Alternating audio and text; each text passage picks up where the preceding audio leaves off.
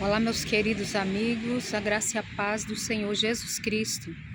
Hoje nós vamos meditar em Mateus, ainda no capítulo 7, no texto que está a partir do 13, que o título diz assim. Eu estou lendo na nova tradução da linguagem de hoje. O título diz assim: os dois caminhos. Entrem pela porta estreita, porque a porta larga e o caminho fácil levam para o inferno. E há muitas pessoas que andam por esse caminho. A porta estreita e o caminho difícil levam para a vida. E poucas pessoas encontram esse caminho.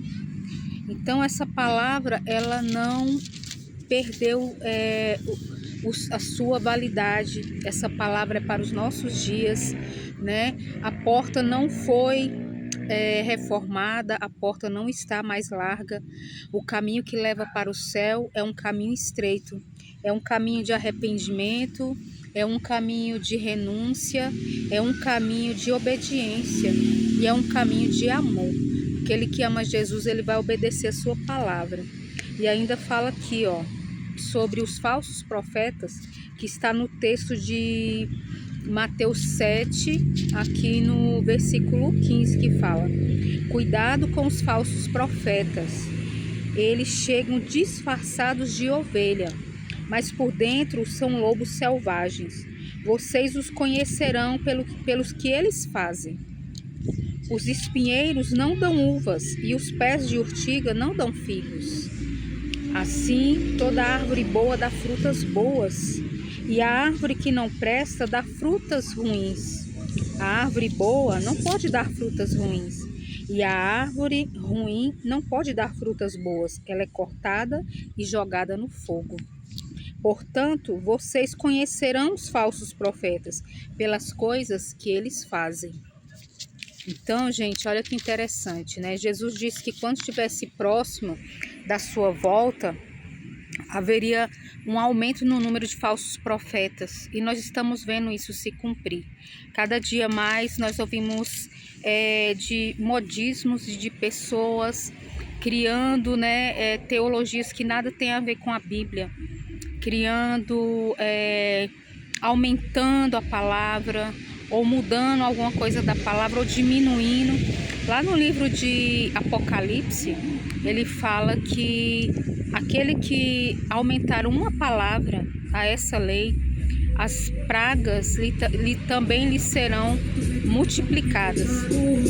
E também aquele que tirar uma palavra da lei, a sua parte será tirada da árvore da vida.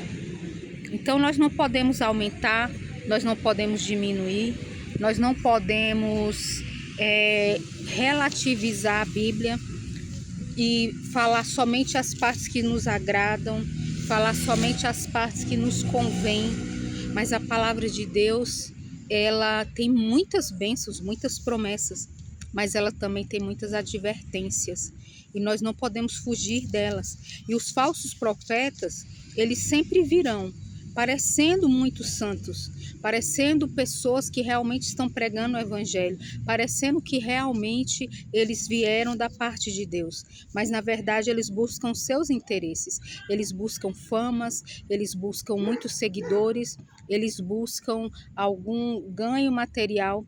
Mas a palavra de Deus é clara: quando Jesus voltar, ele vai lançar esses falsos profetas num local de sofrimento.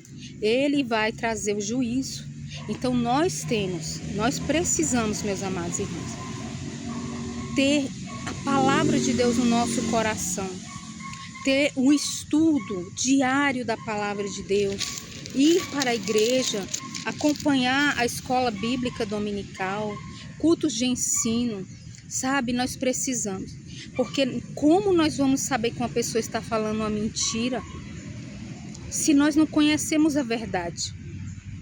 Nós precisamos conhecer bem a palavra de Deus. Estude, medite, e o Senhor vai se revelar a você por meio da palavra. Aqui também, a partir do 21, a palavra do Senhor fala assim, não é toda pessoa que me chama de Senhor, Senhor, que entrará no reino do céu, mas somente quem faz a vontade do meu Pai. Novamente as práticas, né? Quem faz a vontade do meu Pai que está no céu. Quando aquele dia chegar, muitas pessoas vão me dizer: Senhor, Senhor, pelo poder do seu nome anunciamos a mensagem de Deus, e pelo seu nome nós expulsamos demônios e fizemos muitos milagres. Então eu direi claramente a essas pessoas: eu nunca conheci vocês. Afastem-se de mim, vocês que só fazem o mal. Na verdade, quando Deus fala que vocês que fazem o mal, em outras versões fala vocês que praticam a iniquidade. E o que é a iniquidade? É o desrespeito às leis de Deus. Porque para nós a maldade, ela é matar alguém, ela é espancar alguém, ela é enganar alguém, né? Dar golpes. Mas para Deus, toda desobediência à sua palavra, ela é iniquidade. Então nós temos que pensar nisso e não relativizar aquilo que Deus cobra de nós, que Ele exige de nós, né? Os seus mandamentos, seus princípios. Aqui também fala no 24, os 2 alicerces. Quem ouve esses meus ensinamentos e vive de acordo com eles é como um homem sábio que construiu a sua casa na rocha. Caiu a chuva, vieram as enchentes e o vento soprou com força contra aquela casa. Porém, ela não caiu, porque havia sido construída na rocha. Quem ouve esses meus ensinamentos e não vive de acordo com eles é como um homem sem juízo que construiu a sua casa na areia. Caiu a chuva, vieram as enchentes e o vento soprou com força contra aquela casa. E ela caiu e ficou totalmente destruída. Então Jesus, ele compara aqui o nosso relacionamento com ele, né? Que ele tem que ser o alicerce da nossa vida. Quando nós, aleluia, andamos na presença dele e buscamos a sua vontade, e buscamos intimidade, e buscamos realmente viver, praticando o que ele ensina, desculpa, Jesus, ele diz que nós seremos como aquela casa que foi colocada na rocha. As rochas, elas não se abalam, as rochas, elas não se quebram facilmente. As rochas, elas duram, as rochas, elas são fortes, as rochas, elas são firmes. E a rocha da nossa vida, a rocha da nossa salvação, a rocha, aleluia, em que nós colocamos a nossa fé, nossa esperança, tem que estar em Cristo. Se Ele é o nosso alicerce, as tempestades virão. E o fato é que as tempestades na vida, elas sempre vêm. As tempestades, elas estão presentes na nossa vida. As tempestades, os abalos, as lutas, as perseguições. Quantas vezes nós passamos por problemas que para nós é impossível, mas para Deus não há impossíveis. Então, Ele tem que ser o nosso alicerce. Como fala no Salmo, né? Eu elevo os meus olhos para os montes. De onde virá o meu socorro? O meu socorro vem do Senhor. Aleluia, o meu socorro vem do Senhor que criou os céus e a terra. Ele é o nosso socorro, Jesus é a rocha da nossa salvação. E por fim aqui no Mateus 7, o 28, fala a autoridade de Jesus. Quando Jesus acabou de falar, as multidões estavam admiradas com a sua maneira de ensinar. Ele não era como os fariseus, como os mestres da lei. Pelo contrário, ele ensinava com a autoridade dele mesmo. Então, diferente dos fariseus que diziam que pregavam a palavra, né, do reino dos céus, que ensinavam a lei, mas seus atos mostravam que eles não praticavam. Eles eram hipócritas, eram chamados por Jesus de hipócritas, porque a palavra deles era uma palavra vazia.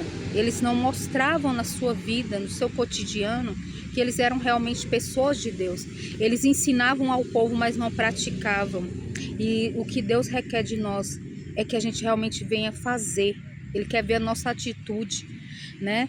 E que nós possamos ser essas pessoas, que as pessoas olham para nós e veem na nossa vida a presença de Jesus.